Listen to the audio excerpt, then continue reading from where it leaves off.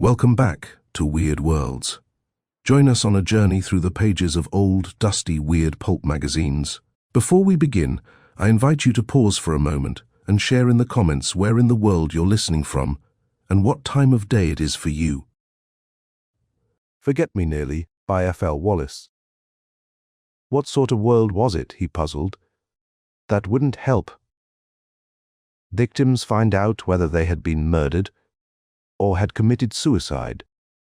A police counsellor leaned forward and tapped the small nameplate on his desk, which said, Val Borghese. That's my name, he said. Who are you? The man across the desk shook his head. I don't know, he said indistinctly. Sometimes a simple approach works, said the counsellor, shoving aside the nameplate. But not often. We haven't found anything that's effective in more than a small percentage of cases. He blinked thoughtfully. Names are difficult. A name is like clothing, put on or taken off, recognizable but not part of the person, the first thing forgotten and the last remembered. The man with no name said nothing. Try pet names, suggested Borghese. You don't have to be sure, just say the first thing you think of. It may be something your parents called you when you were a child. The man stared vacantly, closed his eyes for a moment and then opened them and mumbled something. What? Asked Borghese. Putzi, said the man more distinctly.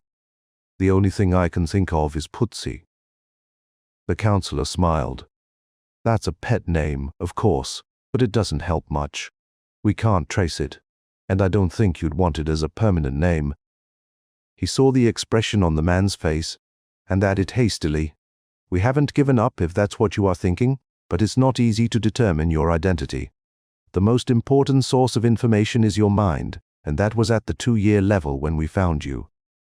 The fact that you recalled the word Putzi is an indication, fingerprints, said the man vaguely. Can't you trace me through fingerprints? That's another clue, said the counsellor. Not fingerprints, but the fact that you thought of them. He jotted something down. I'll have to check those re-education tapes. They may be defective by now, we've run them so many times. Again, it may be merely that your mind refused to accept the proper information. The man started to protest, but Borghese cut him off. Fingerprints were a fair means of identification in the 20th century, but this is the 22nd century. The counsellor then sat back. You are confused now. You have a lot of information you don't know how to use yet. It was given to you fast and your mind hasn't fully absorbed it and put it in order. Sometimes it helps if you talk out your problems. I don't know if I have a problem. The man brushed his hand slowly across his eyes. Where do I start? Let me do it for you, suggested Borghese. You ask questions when you feel like it. It may help you. He paused. You were found 2 weeks ago in the shelters. You know what those are? The man nodded, and Borghese went on. Shelter and food for anyone who wants or needs it. Nothing fancy, of course, but no one has to ask or apply. He just walks in, and there is a place to sleep, and periodically food is provided. It's a favorite place to put people who've been retroed. The man looked up. Retroed. Slang, said Borghese. The retrogression gun ionizes animal tissue, nerve cells particularly. Aim it at a man's legs, and the nerves in that area are drained of energy, and his muscles won't hold him up. He falls down. Aim it at his head, and give him the smallest charge the gun is adjustable to, and his most recent knowledge is subtracted from his memory. Give him the full charge, and he is swept back to a childish or infantile age level. The exact age he reaches is dependent on his physical and mental condition at the time he's retroed. Theoretically, it's possible to kill with the retrogression gun. The person can be taken back to a stage where there is not enough nervous organization to sustain the life process. However, life is tenacious. As the lower levels are reached, it takes increasing energy to subtract from anything that's left. Most people who want to get rid of someone are satisfied to leave the victim somewhere between the mental ages of 1 and 4. For practical purposes, the man they knew is dead, or retroed, as they say. Then that's what they did to me, said the man. They retroed me and left me in the shelter. How long was I there? Borgonese shrugged. Who knows? That's what makes it difficult. A day or 2 months. A child of 2 or 3 can feed himself and no record is kept since the place is free. Also, it's cleaned automatically. I know that now that you mention it, said the man. It's just that it's hard to remember. You see how it is, said the counselor. We can't check our files against a date when someone disappeared, because we don't know that date except within very broad limits. He tapped his pen on the desk. Do you object to a question? Go ahead. How many people in the solar system? The man thought with quiet desperation. 14 to 16 billion, the counselor was pleased. That's right. You are beginning to use some of the information we've put back into your mind. Earth, Mars, and Venus are the main population centers, but there are also Mercury and the satellites of Jupiter and Saturn, as well as the asteroids. We can check to see where you might have come from, but there are so many places and people that you can imagine the results. There must be some way, the man said painfully. Pictures, fingerprints, something. Borgonese nodded, but probably not for quite a while. There is another factor, you see. It's a shock, but you got to face it. And the funny thing is that you'll never be better able to than now. He rocked back. Take the average person full of unsuspected anxiety, even the happiest and most successful, expose him to the retrogression gun. Tensions and frustrations are drained away. The structure of an adult is still there, but it's empty, waiting to be filled. Meanwhile, the life of the organism goes on, but it's not the same. Lines on the face disappear, the expression alters drastically. New cell growth occurs here and there throughout the body. Do you see what that means? The man frowned. I suppose no one can recognize me. That's right, and it's not only your face that changes. You may grow taller, but never shorter. If your hair was gray, it may darken, but not the reverse. Then I am younger too, in a sense, though it's actually not a rejuvenation process at all. The extra tension that everyone carries with him has been removed, and the body merely takes up the slack. Generally, the apparent age is made less. A person of middle age or under seems to be 3 to 15 years younger than before. You appear to be about 27, but you may actually be nearer 40. You see, we don't even know what age group to check. And it's the same with fingerprints. They've been altered by the retrogression process. Not a great deal, but enough to make identification impossible. He, nameless man, stared around the room. At Val Borgonese, perhaps 50, calm and pleasant, more of a counselor than a policeman. Out of the window at the skyline and its cleanly defined levels of air traffic.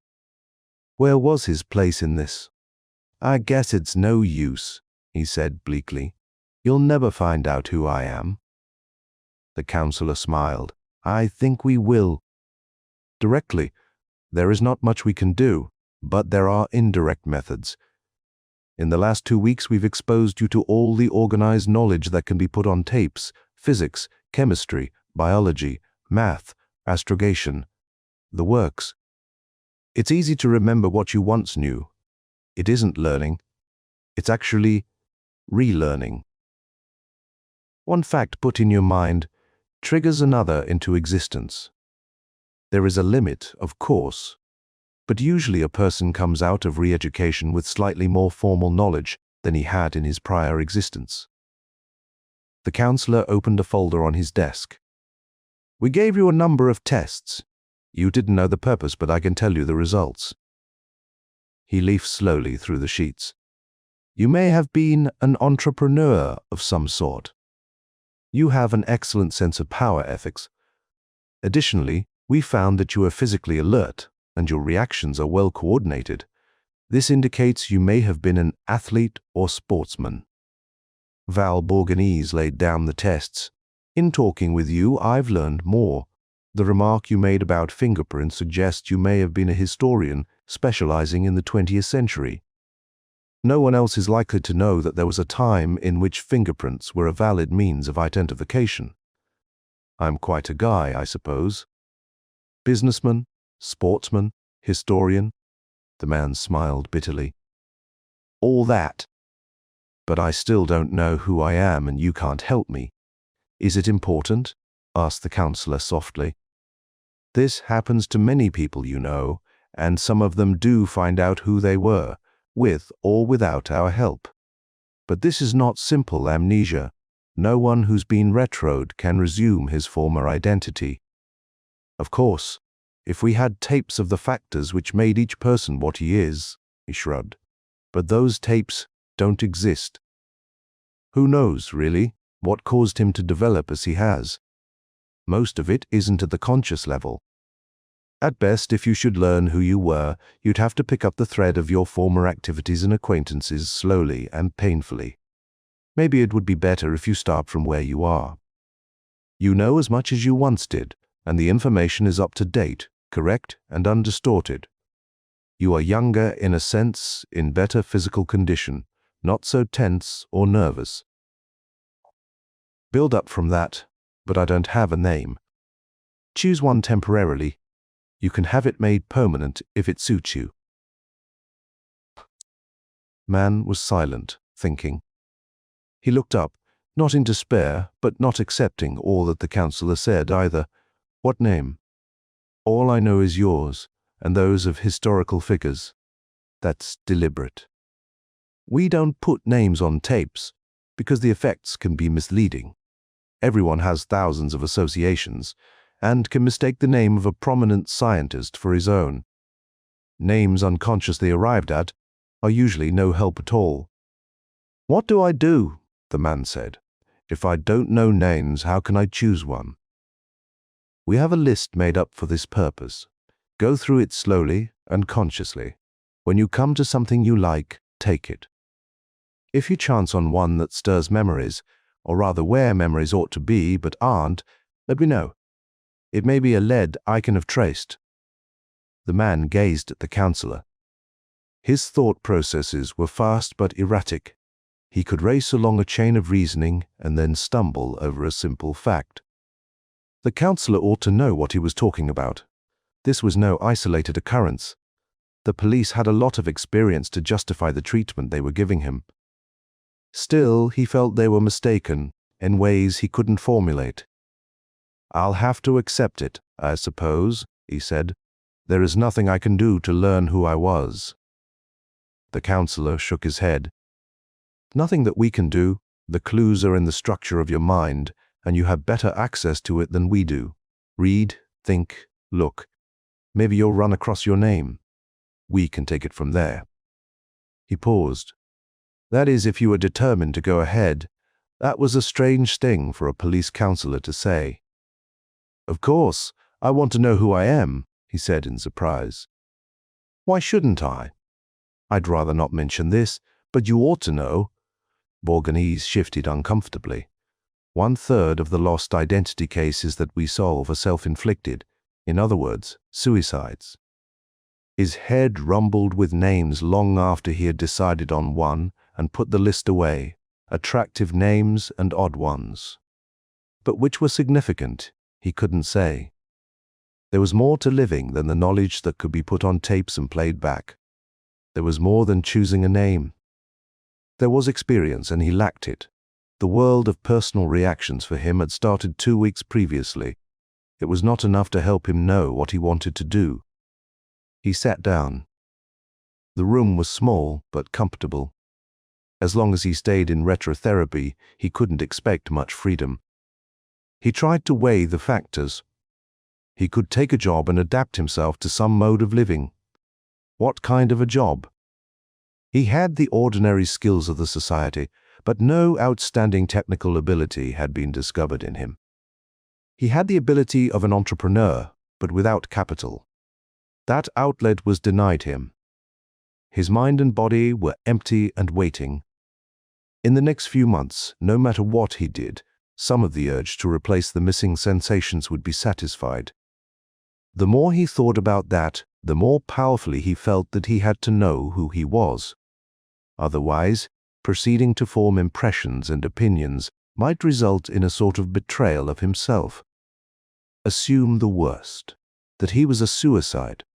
Maybe he had knowingly and willingly stepped out of his former life. A suicide would cover himself, would make certain that he could never trace himself back to his dangerous motive for the step.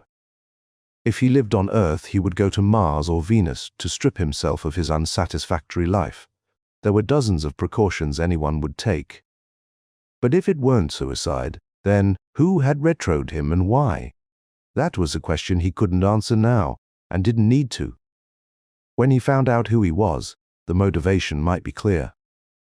If it wasn't, at least he would have a basis on which to investigate that. If someone else had done it to him, deliberately or accidentally, that person would have taken precautions too. The difference was this. As a would-be suicide, he could travel freely to wherever he wished to start over again, while another person would have difficulty enticing him to a far-off place. Or assuming that the actual retrogression had taken place elsewhere, wouldn't find it easy to transport an inert and memory-less body any distance. So, if he weren't a suicide, there was a good chance that there were clues in this city. He might as well start with that idea. It was all he had to go on. He was free to stay in retrotherapy indefinitely, but with the restricted freedom he didn't want to. The first step was to get out. He made the decision and felt better. He switched on the screen. Borgonese looked up. "Hello, have you decided?" "I think so." "Good. Let's have it. It's bound to touch on your former life in some way, though perhaps so remotely we can't trace it. At least, it's something. Luis Obispo." He spelled it out. The police counselor looked dubious as he wrote the name down. It's not common nor uncommon either. The spelling of the first name is a little different, but there must be countless Obispos scattered over the system. It was curious. Now he almost did think of himself as Luis Obispo. He wanted to be that person. "Another thing," he said. "Did I have any money when I was found?" "You are thinking of leaving?" "A lot of them do." Bao Borgonese flipped open the folder again. "You did have money, an average amount. It won't set you up in business if that's what you are thinking. I wasn't." "How do I get it?" "I didn't think you were." The counselor made another notation. "I'll have the desk release it. You can get it any time. By the way, you get the full amount, no deductions for anything." The news was welcome, considering what he had ahead of him. Borgonese was still speaking. "Whatever you do, keep in touch with us. It'll take time to run down this name, and maybe we'll draw a blank. But something significant may show up. If you are serious, and I think you are, it's to your advantage to check back every day or so." "I am serious," said Luis. "I'll keep in touch." There wasn't much to pack. The clothing he wore had been supplied by the police. Ordinary enough. It would pass on the street without comment. It would do until he could afford to get better. He went down to the desk and picked up his money. It was more than he'd expected. The average man didn't carry this much in his pocket. He wondered about it briefly as he signed the receipt and walked out of retrotherapy. The counselor had said it was an average amount, but it wasn't. He stood in the street in the dusk, trying to orient himself. Perhaps the money wasn't so puzzling. An average amount for those brought into therapy for treatment, perhaps. Borgonese had said a high proportion were suicides. Such a person would want to start over again, minus fears and frustrations, but not completely penniless. If he had money, he'd want to take it with him, though not so much that it could be traced, since that would defeat the original purpose. The pattern was logical. Suicides were those with a fair sum of money. This was the fact which inclined Borgonese to the view he obviously held. Luis Obispo stood there uncertainly. Did he want to find out? His lips thinned. He did. In spite of Borgonese, there were other ways to account for the money he had. One of them was this. He was an important man, accustomed to handling large sums of money. He started out. He was in a small city of a few 100,000 on the extreme southern coast of California. In the last few days he'd studied maps of it. He knew where he was going. When he got there, the shelters were dark. He didn't know what he had expected, but it wasn't this. Reflection showed him that he hadn't thought about it clearly. The mere existence of shelters indicated an economic level in which few people would either want or need to make use of that which was provided freely. He skirted the area. He'd been found in one of the shelters, which one he didn't know. Perhaps he should have checked the record before he came here. No, this was better. Clues, he was convinced, were almost non-existent. He had to rely on his body and mind, but not in the ordinary way. He was particularly sensitive to impressions he had received before. The way he had learned things in therapy proved that. But if he tried to force them, he could be led astray. The wisest thing was to react naturally, almost without volition. He should be able to recognize the shelter he'd been found in without trouble. From that he could work back. That was the theory. But it wasn't happening. He circled the area, and there was nothing to which he responded more than vaguely. He would have to go closer. He crossed the street. The plan of the shelters was simple. An area 2 blocks long and 1 block wide, heavily planted with shrubs and small trees. In the center was an S-shaped continuous structure divided into a number of small dwelling units. Luis walked along one wing of the building, turned at the corner, and turned again. It was quite dark, he supposed. That was why he wasn't reacting to anything, but his senses were sharper than he realized. There was a rustle behind him, and instinctively he flung himself forward flat on the ground. A pink spot appeared low on the wall next to him. It had been aimed at his legs. The paint crackled faintly, and the pink spot faded. He rolled away fast. A dark body loomed past him and dropped where he'd been. There was an exclamation of surprise when the unknown found there was no one there. Luis grunted with satisfaction. This might be only a stick-up, but he was getting action faster than he'd expected. He reached out and took hold of a leg and drew the assailant to him. A hard object picked the side of his head, and he grasped that too. The shape of the gun was familiar. He tore it loose. This wasn't any stick-up. Once was enough to be retrogressed, and he'd had his share. Next time it was going to be the other guy. Physically, he was more than a match for his attacker. He twisted his body and pinned the struggling form to the ground. That was what it was. A form. A woman. Very much so. Even in the darkness, he was conscious of her body. Now she was trying to get loose, and he leaned his weight more heavily on her. Her clothing was torn. He could feel her flesh against his face.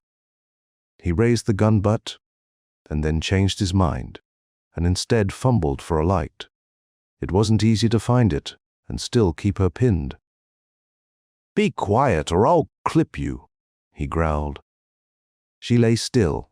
He found the light and shone it on her face. It was good to look at that face, but it wasn't at all familiar. He had trouble keeping his eyes from straying. Her dress was torn, and what she wore underneath was torn too. "Seen enough?" she asked coldly. "Put that way." "I haven't." He couldn't force his voice to be. Matter of fact, it wouldn't behave. She stared angrily at the light in her eyes. "I knew you'd be back," she said. "I thought I could get you before you got me, but you are too fast." Her mouth trembled.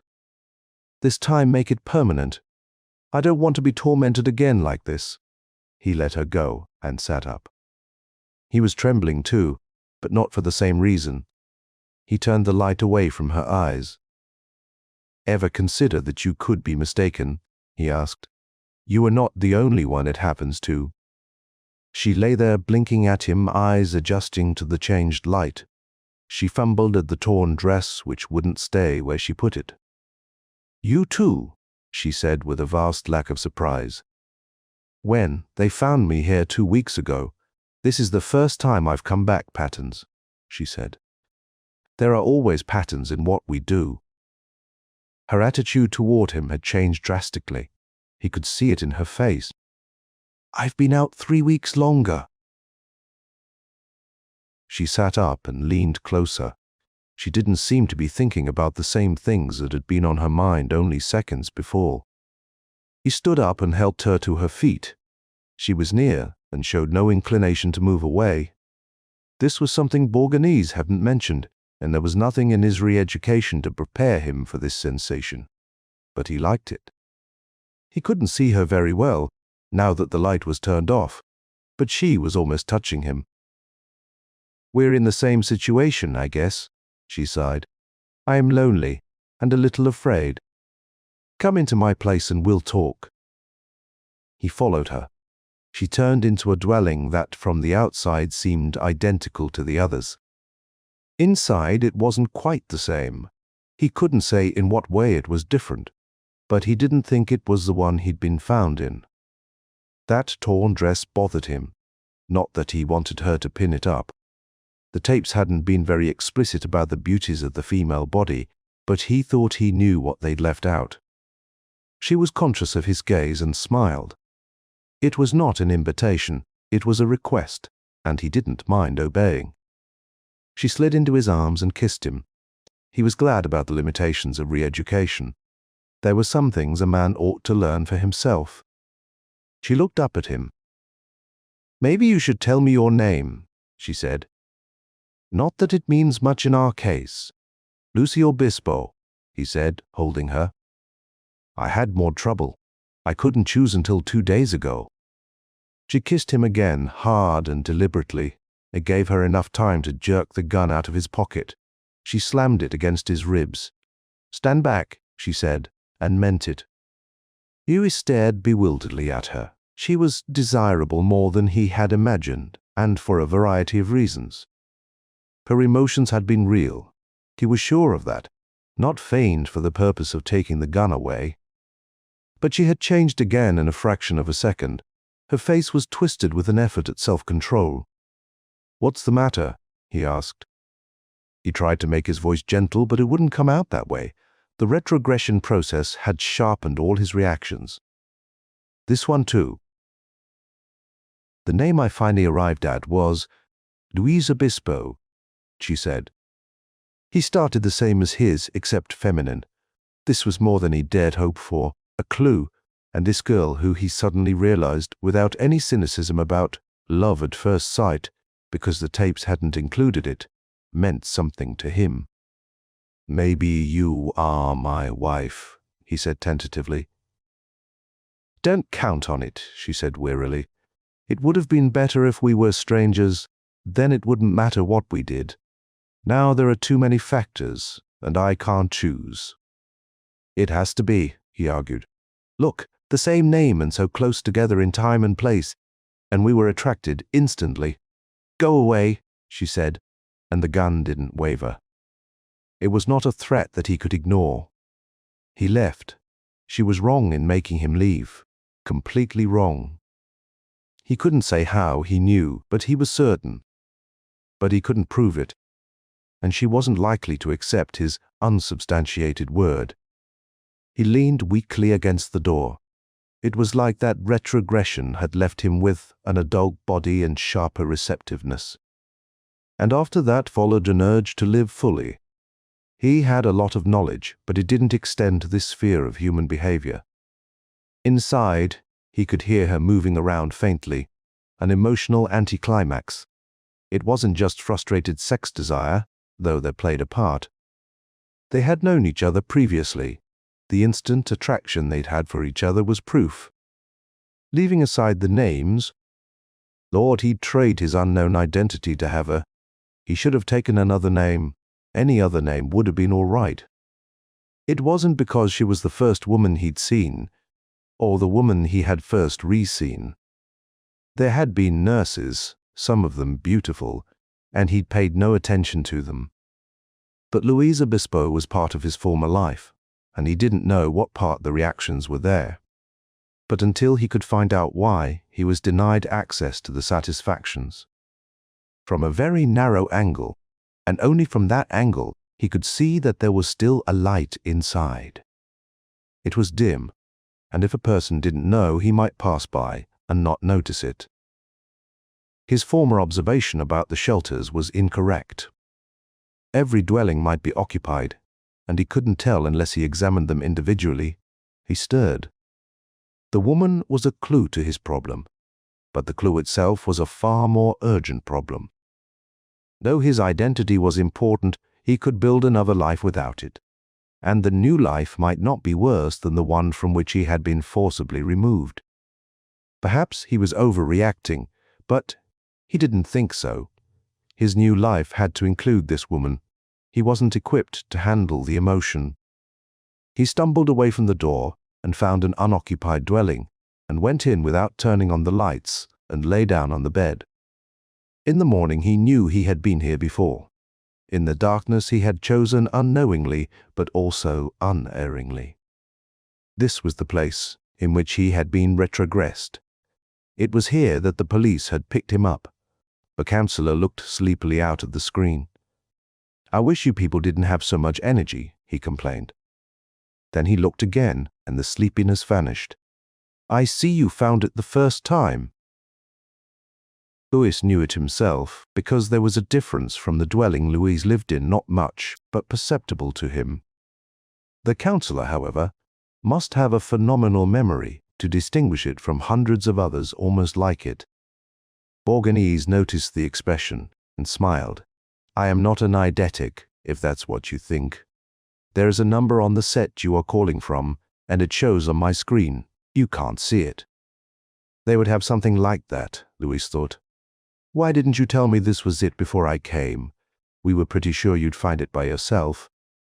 People who've just been retroed usually do. It's better to do it on your own. Our object is to have you recover your personality. If we knew who you were, we could set up a program to guide you to it faster. As it is, if we help you too much, you turn into a carbon copy of the man who's advising you. Louis nodded. Give a man his adult body and mind, and turn him loose on the problems which confronted him, and he would come up with adult solutions. It was better that way, but he hadn't called to discuss that. "There is another person living in the shelters," he said. "You found her 3 weeks before you found me. So you've met her already?" "Fine, we were hoping you would," Borgonese chuckled. "Let's see if I can describe her. Apparent age, about 23. That means that she was originally between 26 or 38, with the probability at the lower figure. A good body, as you're probably well aware, and a striking face, somewhat oversexed at the moment, but that's all right. So are you." He saw the expression on Louis's face and added quickly, "You needn't worry. Draw a parallel with your own experience. There were pretty nurses all around you in retrotherapy, and I doubt that you noticed that they were female. That's normal for a person in your position, and it's the same with her. It works this way. You are both unsure of yourselves and can't react to those who have some control over their emotions. When you meet each other, you can sense that neither has made the necessary adjustments, and so you are free to release your true feelings." He smiled broadly. "At the moment, you two are the only ones who have been retroed recently. You won't have any competition for 6 months or so, until you begin to feel comfortable in your new life. By then you should know how well you really like each other. Of course, tomorrow, or even today, we might find another person in the shelter. If it's a man, you'll have to watch out. If a woman, you'll have too much companionship. As it is, I think you are very lucky." Ah, he was lucky, or would be if things were actually like that. Yesterday he would have denied it, but today he'd be willing to settle for it if he could get it. "I don't think you understand," he said. "She took the same name that I did." Borghese's smile flipped over fast, and the other side was a frown. For a long time he sat there scowling out of the screen. "That's a hell of a thing to tell me before breakfast," he said. "Are you sure?" "She couldn't decide on a name before she left, I am sure," said Louis, and related all the details of last night. The counselor sat there and didn't say anything. We waited as long as he could. "You can trace us now," he said. "One person might be difficult. But two of us with nearly the same name, that should stick out big even in a population of 16 billion, two people are missing from somewhere.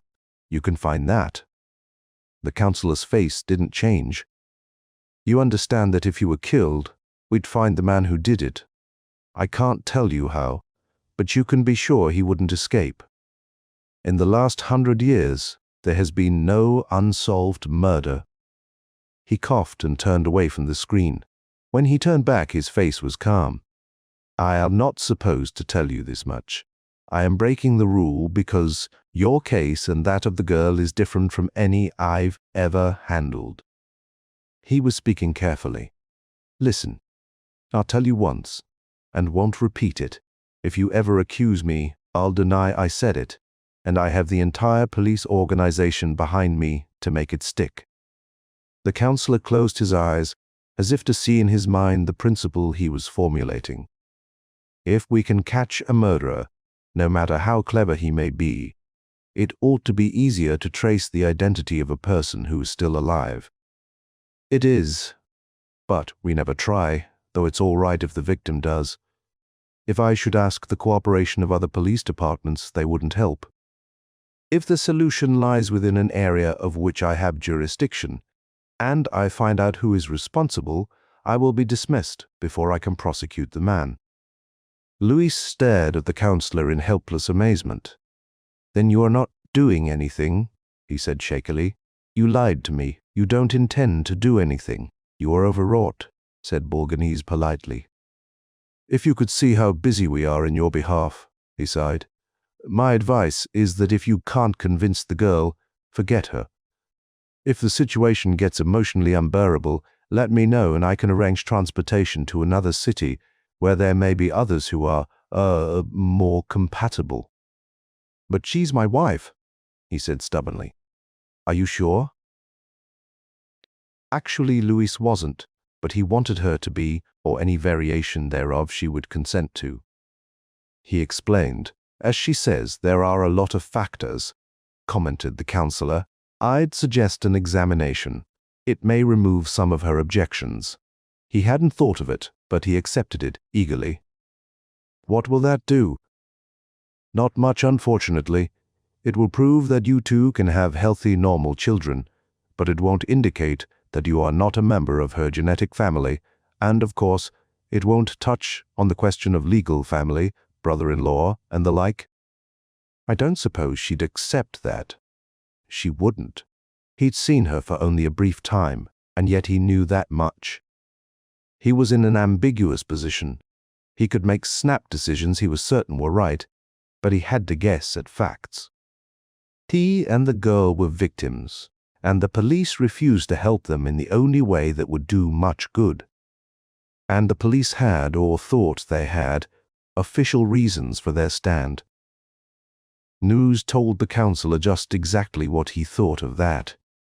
"It's too bad," agreed the counselor.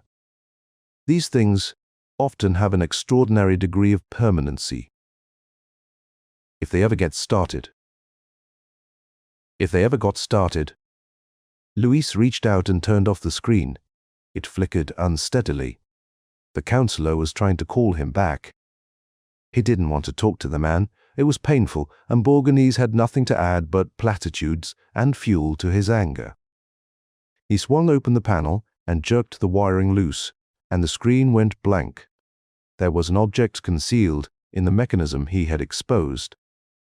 It was a neat, vicious little retrogression gun. Got it out and balanced it gingerly in his hand. Now he had something else to work on. It was the weapon, of course. It had been used on him and then hidden behind the screen. It was a good place to hide it. The screens never wore out or needed adjustment, and the cleaning robots that came out of the wall never cleaned there. The police should have found it, but they hadn't looked. He smiled bitterly. They weren't interested in solving crimes, merely in ameliorating the consequences. Though the police had failed, he hadn't. It could be traced back to the man who owned it, and that person would have information. He turned the retro gun over slowly. It was just a gun. There were countless others like it. He finished dressing and dropped the gun in his pocket. He went outside and looked across the court. He hesitated and then walked over and knocked. "Occupied?" said the door. "But the occupant is out."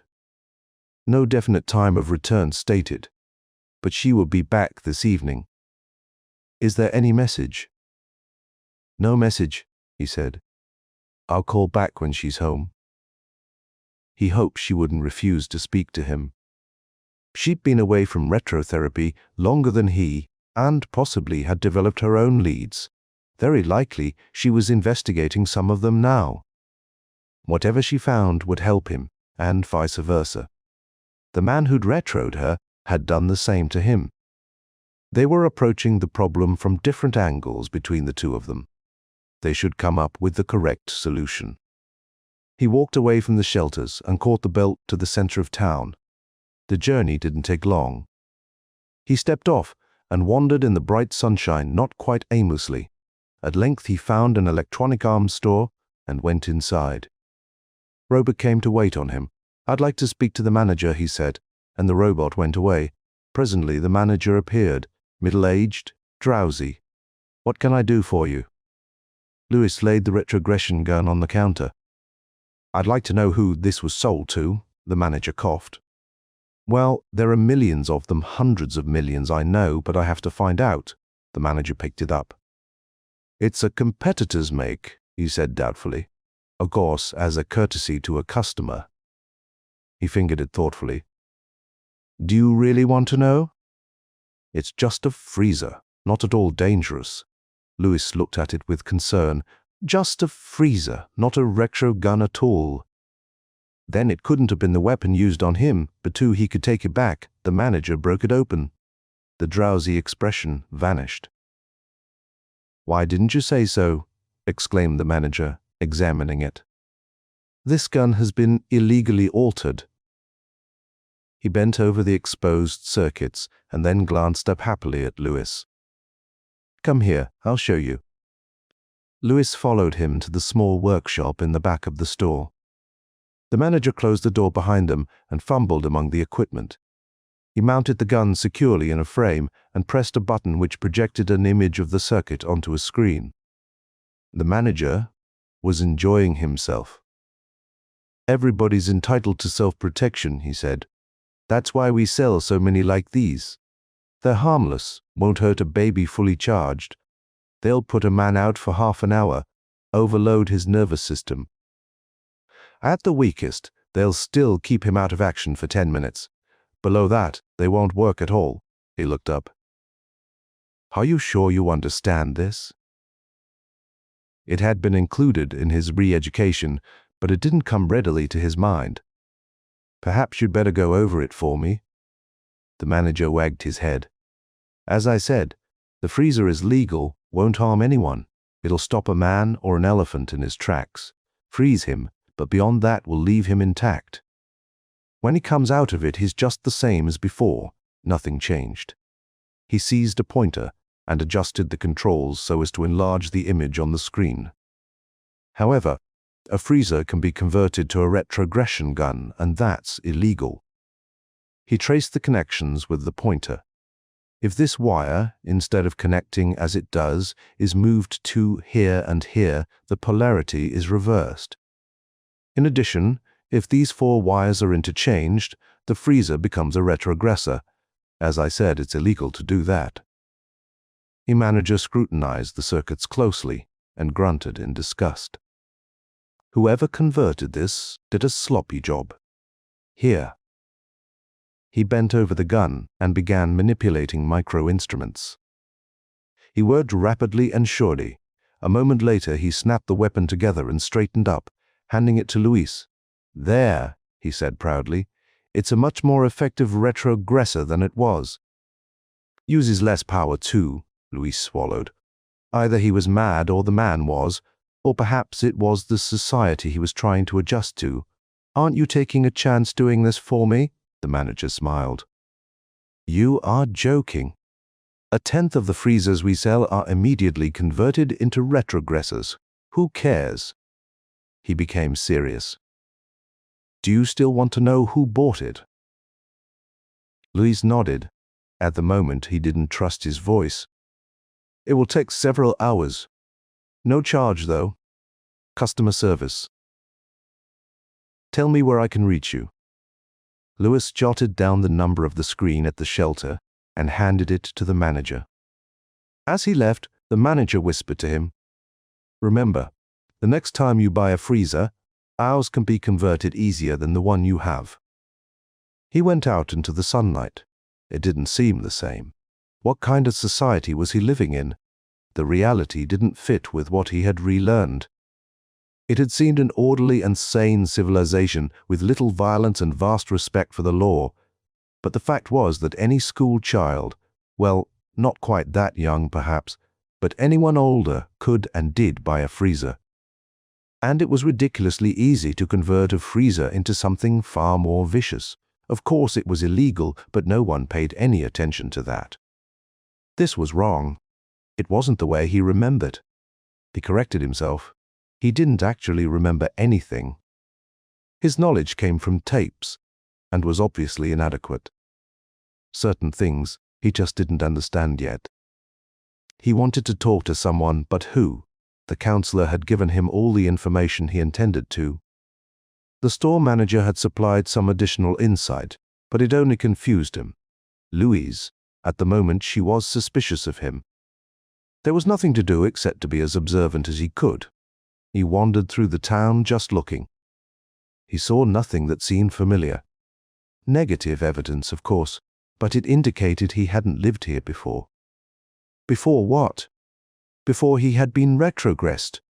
He had been brought here from elsewhere, the same as Louise. He visited the spaceport. Again, the evidence was negative. There was not a ship, the sight of which tripped his memory. It had been too much to hope for.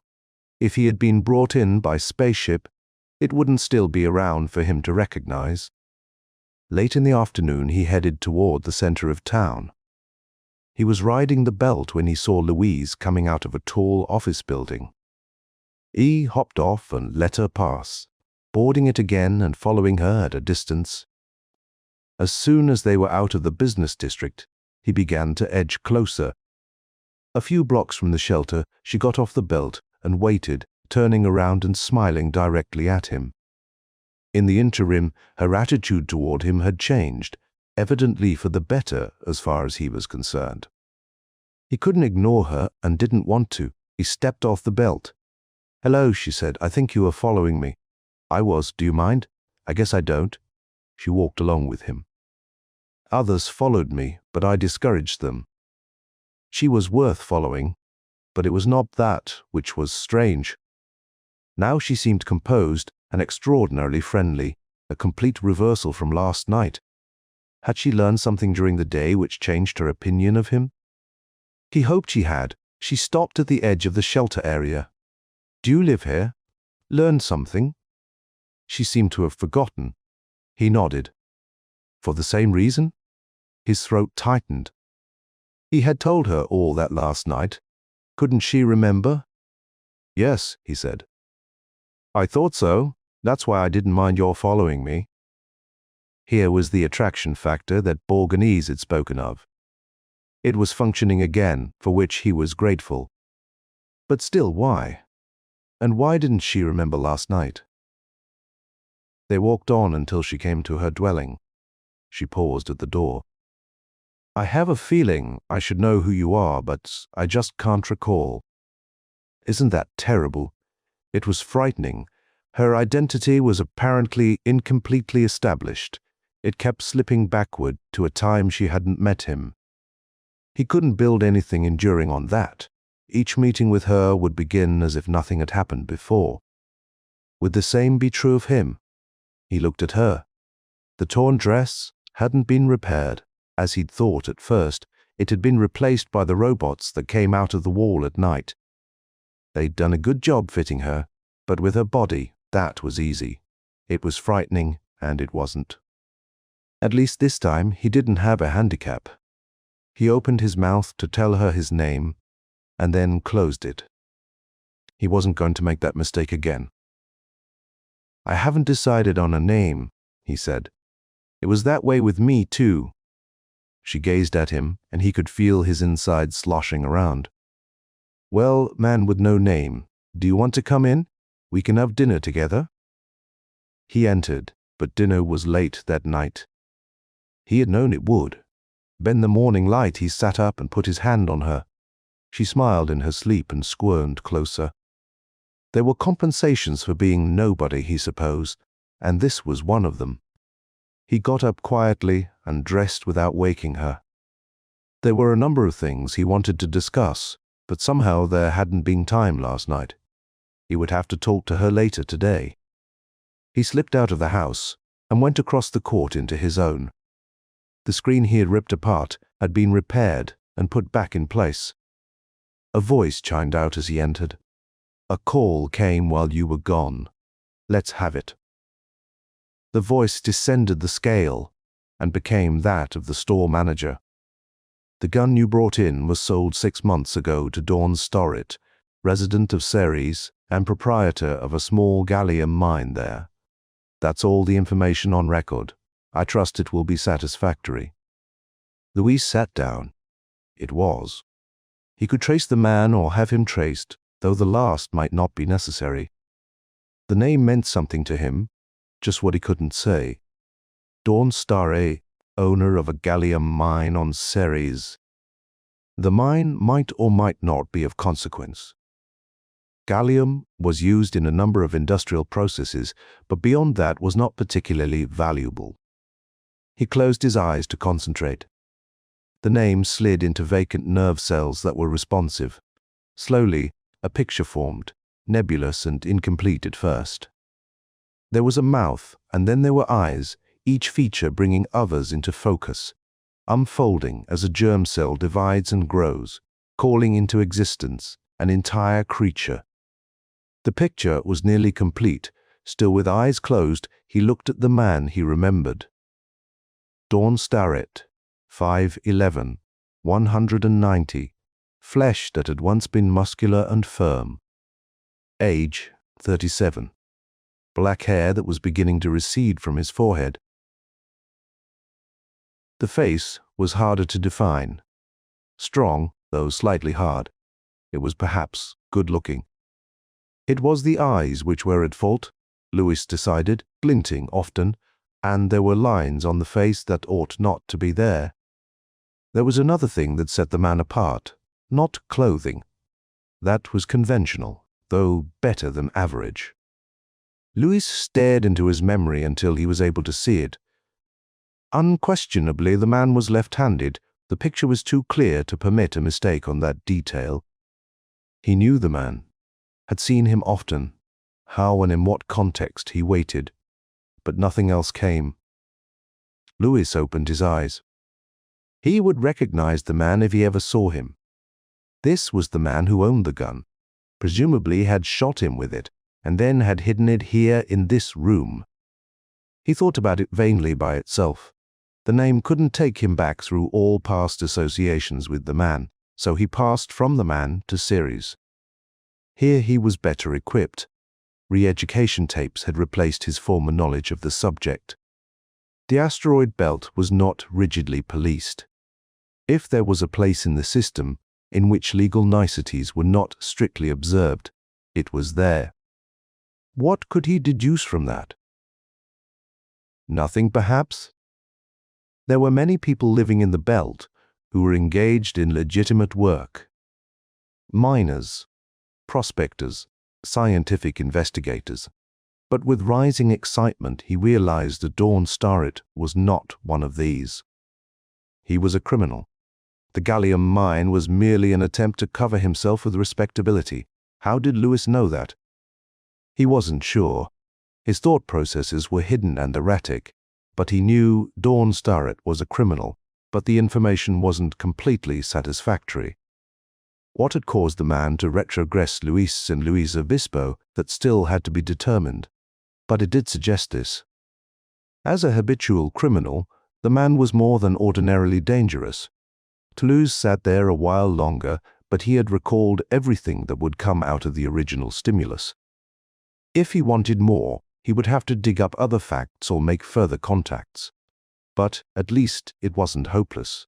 Even without the police, he had learned this much. He went over the room thoroughly once more. If there was anything hidden, he couldn't find it. He crossed the court to Louise's dwelling. She was gone, but there was a note on the table. He picked it up and read it. "Dear man with no name, I suppose you were here last night, though I am so mixed up I can't be sure. There is so little of memory or reality to base anything on. I wanted to talk to you before I left, but I guess, like me, you are out investigating. There is always a danger that neither of us will like what we find. What if I am married to another person? And the same with you, suppose. But there are countless suppositions. These are the risks we take. It's intolerable not to know who I am, especially since the knowledge is so close. But of course you know that. Anyway, I'll be out most of the day. I discovered a psychologist who specializes in restoring memory. You can see the possibilities in that. I went there yesterday and have an appointment again today. It's nice of him considering that I have no money, but he says I am more or less an experimental subject. I can't tell you when I'll be back, but it won't be late, Lewis. He crumpled the note in his hand. Memory expert. Her psychologist was that, in reverse, yesterday he had taken a day out of her life, and that was why Louise hadn't recognized him and might not a second time. E leaned against the table. After a moment, he straightened out the note. A second reading didn't help. There it was, if he could make sense from it.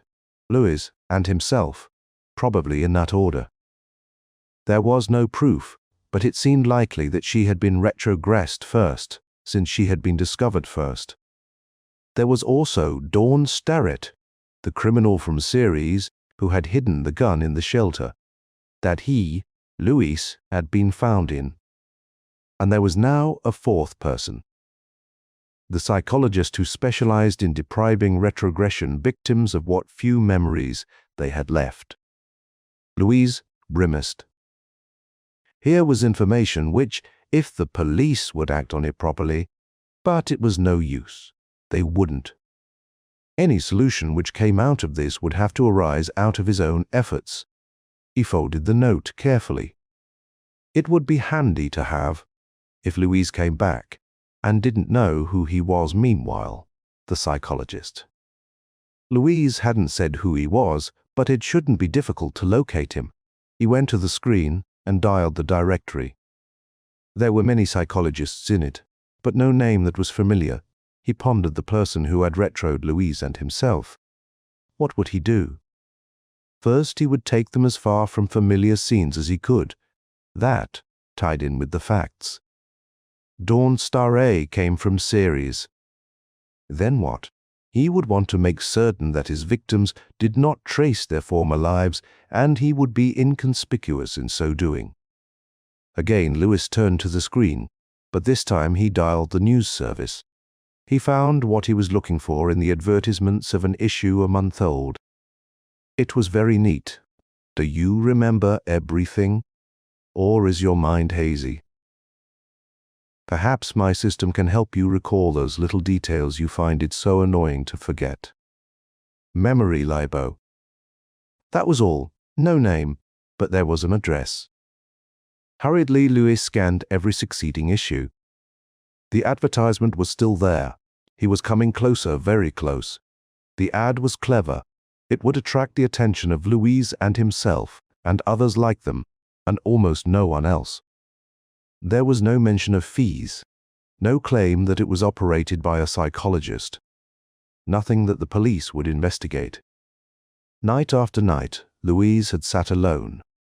Sooner or later, watching the screen, she had to see the ad. It was intriguing, and she had answered it. Normally, so would he have. But now he was forewarned. Part of the cleverness was this, that she went of her own volition. She would have suspected an outright offer of help, but this seemed harmless. She went to him as she would to anyone in business. A very clever setup, but who was behind Memory Laber? Lewis thought he knew. A trained psychologist with a legitimate purpose would attach his name to the advertisement. Louise patted the retro gun in his pocket. Dawn Starre, criminal and inventor of a fictitious memory system, was going to have a visitor. It wasn't necessary to go to Ceres to see him. It was the only conclusion that made sense. Dawn Starret had retroed him, the gun proved that, and Louise as well. Until a few minutes ago, he had thought that she had been first and he later. But that was wrong. They had been retrogressed together, and Dawn Starret had done it. Now he had come back to make certain that they didn't trace him. Neat, but it wasn't going to work. Louise grinned wryly to himself. He had a weapon in his pocket that was assurance it wouldn't work. He got off the belt near the building he had seen Louise leaving yesterday. He went into the lobby and located Memory Lab, a suite on the top floor. It wasn't necessary, but he checked rental dates. The lab had been there exactly 3 weeks. This tied in with Louise's release from retrotherapy. Every connection he had anticipated was there. He rode up to the top floor. There wasn't a chance that Starrett would recognize him. Physically, he must have changed too much since the criminal had last seen him. And while Louise hadn't concealed that she was a retro, and so had given herself away, he wasn't going to make that mistake. The sign on the door stood out as he came near and disappeared as he went by. Memory Lab. That was all. No other name, even here. Naturally, a false name would be occasion for police action. The right one would evoke Louise's and his own memories. He turned back and went into the waiting room. No robot receptionist. He expected that. The man didn't intend to be around very long. "Who's there?" The voice came from a speaker in the wall. The screen beside it remained blank, though obviously the man was in the next room. For a commercial establishment, the Laber was not considerate of potential clients. Suisse smiled sourly and loosened the weapon in his pocket. "I saw your advertisement," he said. "No name." "Let him guess." "I am very busy. Can you come back tomorrow?" Lewis frowned. This was not according to plan. First, he didn't recognize the voice, though the speaker could account for that if it were intentionally distorted. Second, Louise was inside and he had to protect her. He could break in, but he preferred that the man come out. He thought swiftly. "I am Charles Putzin, Gallium Importer," he called. "Tomorrow I'll be away on business. Can you give me an appointment for another time?" There was a long silence. "Wait, I'll be out." He'd thought the mention of gallium would do it. True, the mine Starrett owned was probably worthless, but he couldn't restrain his curiosity. A door swung open, and a man stepped out, closing the door before Lewis could see inside. He had erred. The man was not Dawn Starrett. The other eyed him keenly. "Mr. Charles Putzin, please sit down." Lewis did so slowly, giving himself time to complete a mental inventory. The man had to be Dawn Starrett, and yet he wasn't. No disguise could be that effective, at least 3 inches shorter. The shape of his head was different, his body was slighter. Moreover, he was right-handed, not left, as Starrett was. Clues had a story ready, names, dates, and circumstances. It sounded authentic even to himself. The man listened impatiently. "I may not be able to help you," he said, interrupting. "Oddly enough, light cases are hardest." It's the serious memory blocks that I specialize in.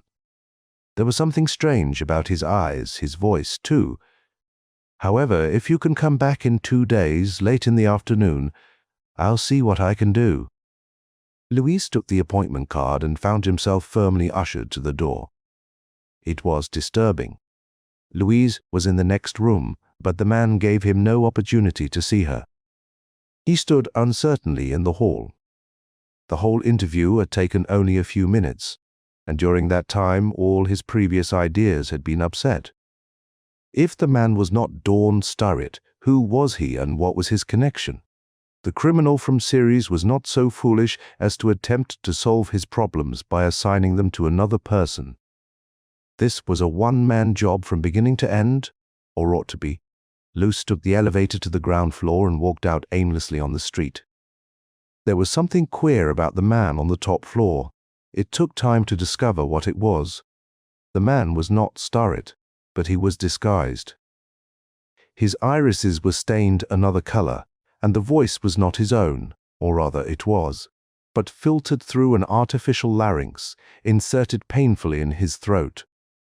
And his face had been recently swabbed with a chemical irritant which caused the tissues beneath his skin to swell, making his face appear plumper. Louis took a deep breath. Unconsciously he had noticed details too slight for the average person to discern. This suggested something about his own past, that he was trained to recognize disguises. But more important was this, that the man was disguised at all. The reason was obvious. To avoid evoking memories, the man's name. What was it?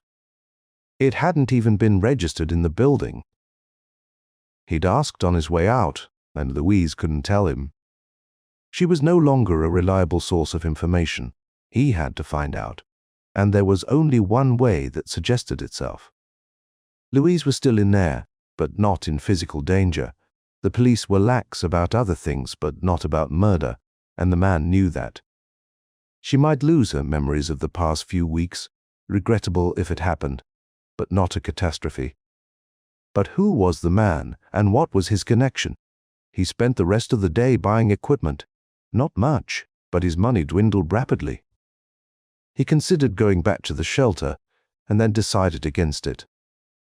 By this time Louise would be back, and he would be tempted not to leave her. After dark, when the lights in the offices went out, he rented an air car and set it down on the top of the building.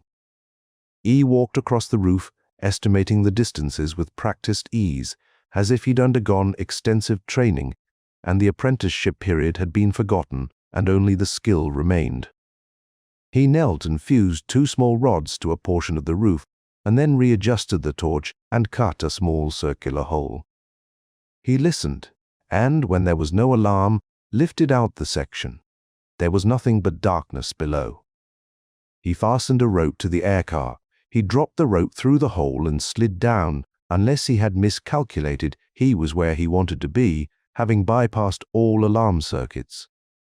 There were others inside. He was reasonably certain of that, but with ordinary precautions he could avoid them. He flashed on a tiny light. He had guessed right. This was Memory Lab, the room he'd wanted to see this afternoon, but hadn't been able to. In front of him was the door to the waiting room, and beyond that, the hall. He swung the light in an arc, flashing it over a desk and a piece of equipment the nature of which he didn't know. Behind him was still another door. The desk was locked, but he took out a small magnetic device and jiggled it expertly over the concealed mechanism, and then it was unlocked. He went hurriedly through papers and documents, but there was nothing with a name on it. He rifled the desk thoroughly and then went to the machine. He didn't expect to learn anything, but he might as well examine it. There was a place for a patient to sit and a metal hood to fit over the patient's head. He snapped the hood open and peered into it. It seemed to have 2 functions. One circuit was far larger and more complicated, and he couldn't determine what it did. But he recognized the other circuit. Essentially, it was a retrogressor. But whereas the gun was crude and couldn't be regulated, this was capable of fine adjustment, enough, say, to slice a day out of the patient's life, and no more. That fitted with what had happened to Louise. She had been experimented on in some way, and then the memory of that experiment had been erased. But the man had grown careless and had taken away one day too many. He snapped, the mechanism closed. This was the method, but he still didn't know who the man was, nor why he found it necessary to do all this. There was a door behind him, and the answer might lie beyond it. He listened carefully, then swung the door open and went through. The blow that hit him wasn't physical. Nothing mechanical could take his nerves and jerk them all at once. A freezer. As he fell to the floor, he was grateful it was that, and not a retro gun. Lights flooded the place, and the man of the afternoon interview was grinning at him. "I thought you'd be back," he said, pleased. "In fact, I knew you would." Come where he had blundered, but he didn't know how. Experimentally, he wriggled his fingers. They moved a fraction of an inch, but no more. He was helpless and couldn't say anything. He wasn't quite sure at the moment that he wanted to. "You were right. I didn't recognize you physically," continued the man. "Nevertheless, you gave yourself away. The name you used this afternoon, Charles Putzen, is my name. Do you remember now?" Of course, he'd chosen Charles Putzen at random because he'd had to say something, and everything would have been all right, except it actually hadn't been a random choice. The associations had triggered the wrong words into existence. His mind flashed back to the time he'd discussed names with Borgonese. What had he said? Putzi. But it wasn't Putzi. It was Putzen. "You are very much improved," said the real Charles Putzen, staring curiously at him. "Let me recommend the retro treatment to you. In fact, I take it myself, but there are a few inconveniences." There were inconveniences, like starting over again and not knowing who you were. But Putzen was right. He was physically improved. A freezer knocked a man down and kept him there for half an hour. But Louis had only been down a few minutes, and already he could move his feet, though he didn't. It was a phenomenally fast recovery, and perhaps Putzen wasn't aware of it. "The question is, what to do with you," Putzen seemed to be thinking aloud. "The police are intolerant of killing. Maybe if I disposed of every atom." He shook his head and sighed. "But that's been tried, and it didn't make any difference. So you'll have to remain alive, though I don't think you'll approve of my treatment." Louis didn't approve. It would be the same kind of treatment that Louise had been exposed to, but more drastic in his case because he was aware of what was going on. Putzen came close to drag him away. It was time to use the energy he'd been saving up, and he did stampled. Putzen fired the freezer, but he was aiming at a twisting target, and the invisible energy only grazed Louis's leg. The leg went limp and had no feeling, but his two hands were still good, and that was all he needed. He tore the freezer away and put his other hand on Putzen's throat. He could feel the artificial larynx inside. He squeezed. He lay there until Putzen went limp. Then there was no longer any movement. He sat up and pried open the man's jaws, thrusting his fingers into the mouth and jerking out the artificial larynx. The next time he would hear Putzen's real voice, and maybe that would trigger his memory. He crawled to the door and pulled himself up, leaning against the wall. By the time Putzen moved, he had regained partial use of his leg. "Now we'll see," he said. He didn't try to put anger in his voice. It was there. "I don't have to tell you that I can beat answers out of you." "You don't know?" Putzen laughed, and there was relief in the sound. "You can kick me around, but you won't get your answers." The man had physical courage, or thought he did, and sometimes that amounted to the same thing. Louis shifted uneasily. It was the first time he'd heard Putzen's actual voice. It was disturbing, but it didn't arouse concrete memories. He stepped on the outstretched hand. "Think so?" he said. He could hear the fingers crackle. Putzen paled, but didn't cry out. "Don't think you can kill me and get away with it," he said. He didn't sound too certain. Slightly sick, Lewis stepped off the hand. He couldn't kill the man, and not just because of the police. He just couldn't do it. He felt for the other gun in his pocket. "This isn't a freezer," he said. "It's been changed over. I think I'll give you a sample." Putzin blinked. "And lose all chance of finding out. Go ahead." Lewis had thought of that, but he hadn't expected Putzin to. "You see, there is nothing you can do," said Putzin. "A man has a right to protect his property, and I've got plenty of evidence that you broke in. I don't think you'll go to the police," Lewis said. "You think not?" "My memory system isn't a fraud. Admittedly, I didn't use it properly on Louise, but in a public demonstration I can prove that it does work." Louis nodded wearily to himself. He'd half suspected that it did work. Here he was with the solution so close. This man knew his identity and that of Louise, and where Dawn Starry came into the tangle, and he couldn't force Putzin to tell. He couldn't go to the police. They would ignore his charges because they were based on unprovable suspicions.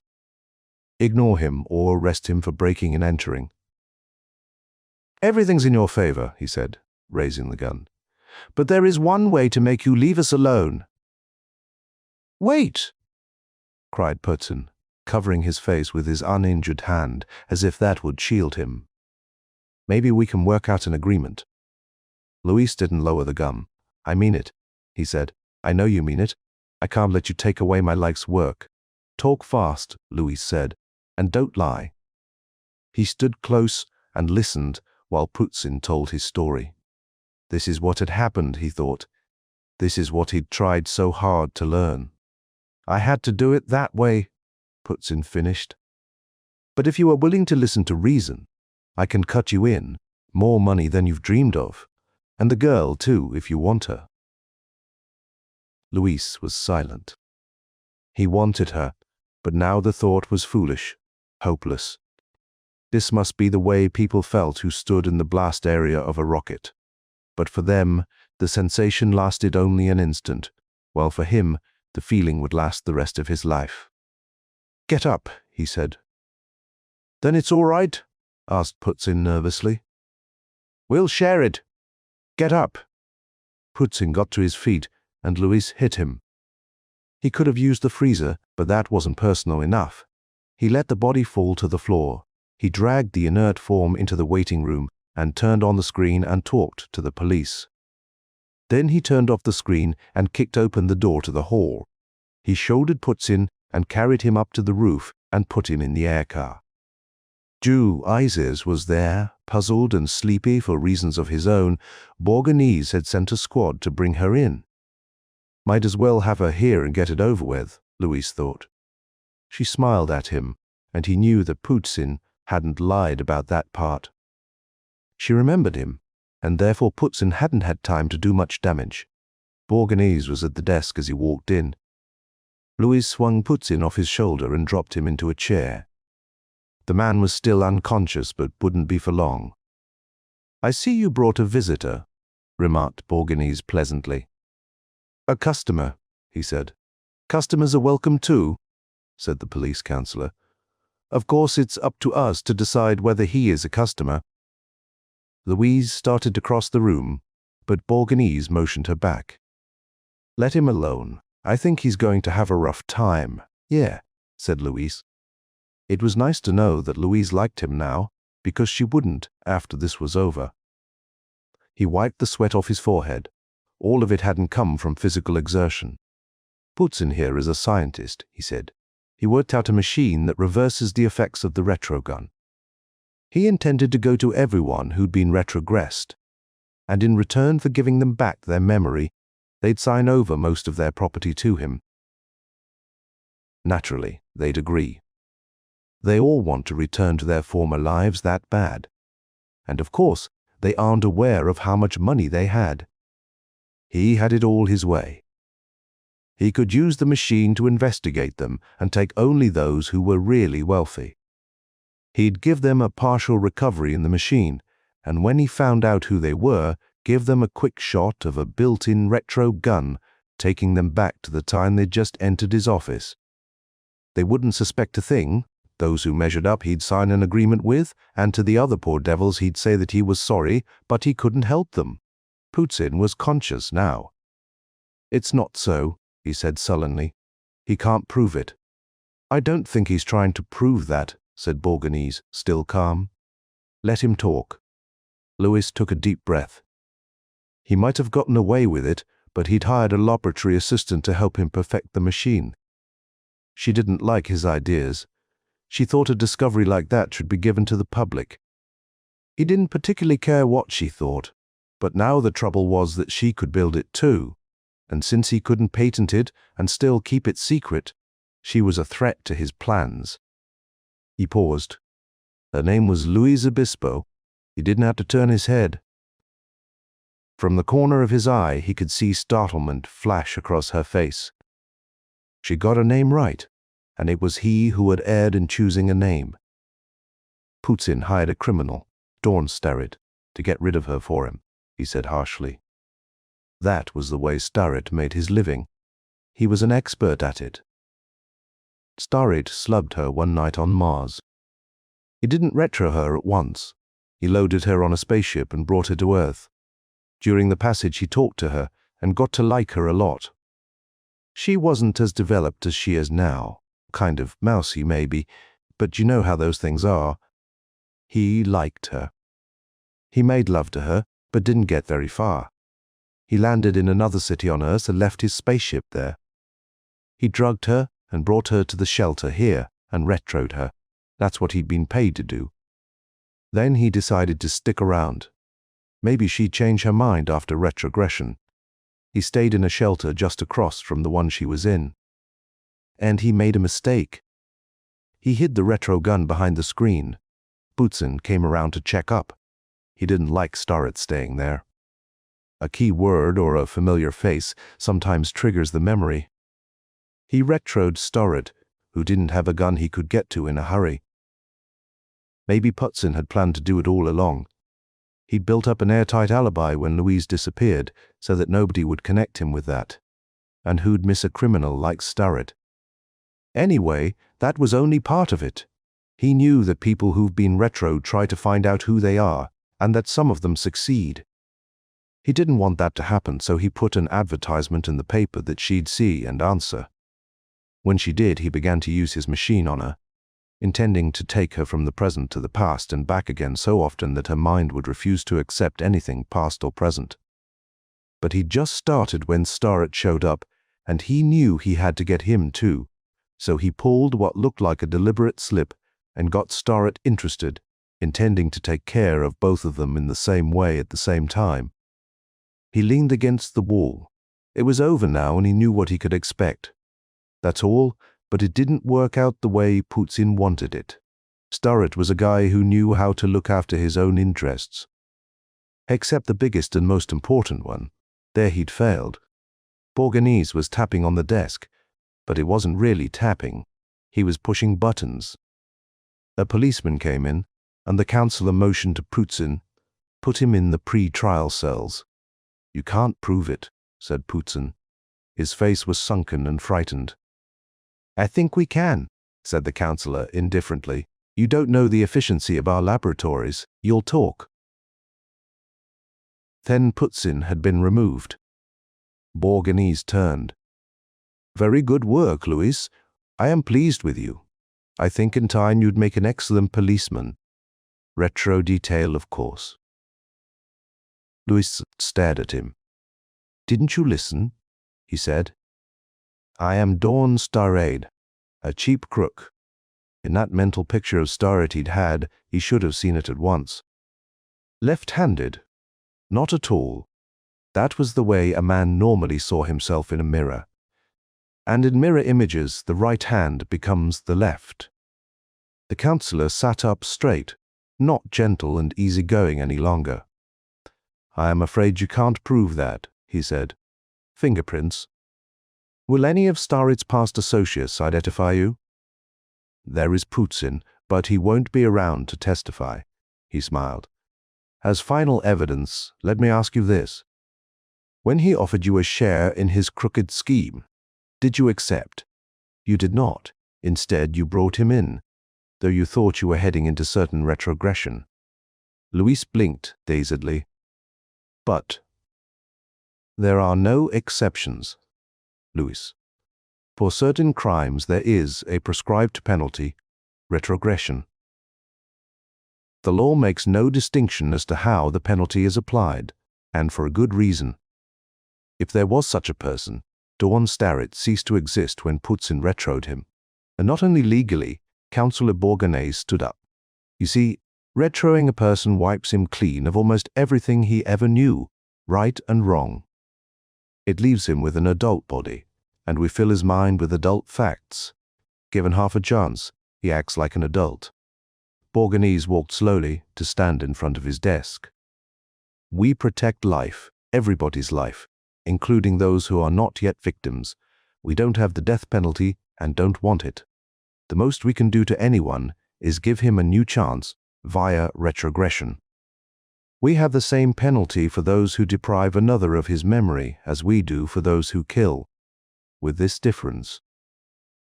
The man who retrogresses another knows he has a good chance to get away with it. The murderer is certain that he won't. That's an administrative rule, not a law, that we don't try to trace retrogression victims. It channels anger and greed into non-destructive acts. There are a lot of unruly emotions floating around, and as long as there are, we have to have a safety valve for them. Retrogression is the perfect instrument for that. Louise tried to speak, but he waved her into silence. Do you know how many were killed last year? He asked. Louise shook his head. 4, said the councillor. 4 murders in a population of 16 billion. That's quite a record, as anyone knows who reads 20th century mystery novels. He glanced humorously at Louise. You did, didn't you? Louise nodded mutely. Bourgonais grinned. I thought so. There are only 3 types of people who know about fingerprints today, historians and policemen being 2. And I didn't think you were either, Louise finally broke in. Won't Putzin's machine change things, will it? The councillor pretended to frown. Do you remember how to build it? I've forgotten, she confessed. So you have, said Bourgonais, and I assure you, Putzin is going to forget too as a convicted criminal. And he will be. We'll provide him with a false memory that will prevent his prying into the past. That's one machine we don't want until humans are fully and completely civilized. It's been invented a dozen times in the last century, and it always gets lost. He closed his eyes momentarily, and when he opened them, Louise was looking at Luis, who was staring at the floor. You 2 can go now, he said. When you get ready, there are jobs for both of you in my department. No hurry, though. We'll keep them open. Luis left, went out through the long corridors and into the night. He caught up with him when he was getting off the belt that had taken him back to the shelters. There is not much you can say, I suppose, she murmured. What can you tell a girl when she learns you've stopped just short of killing her? He didn't know the answer either. They walked in silence. She stopped at her dwelling but didn't go in. Still, it's an indication of how you felt, that you forgot your own name and took mine. She was smiling now. I don't see how I can do less for you. Hope stirred and he moved closer, but he didn't speak. She might not mean what he thought she did. Luis and Louise Obispo, she said softly. Very little change for me. Just add Mrs. to it. She was gazing at him with familiar intensity. Do you want to come in? She opened the door. Crime was sometimes the road to opportunity, and retrogression could be kind. End of Forget Me, nearly by F.L. Wallace. If you found this story interesting, take a moment to support the channel. Hit subscribe, click the bell icon so you're notified of new stories, leave a comment, and give the video a thumbs up. Share it on your socials if you think others might enjoy weird tales. And if you'd like to go a step further in reviving these forgotten horrors, you can click the super thanks button below, or become a member of the channel. With your support, these dusty old stories may see the light once more.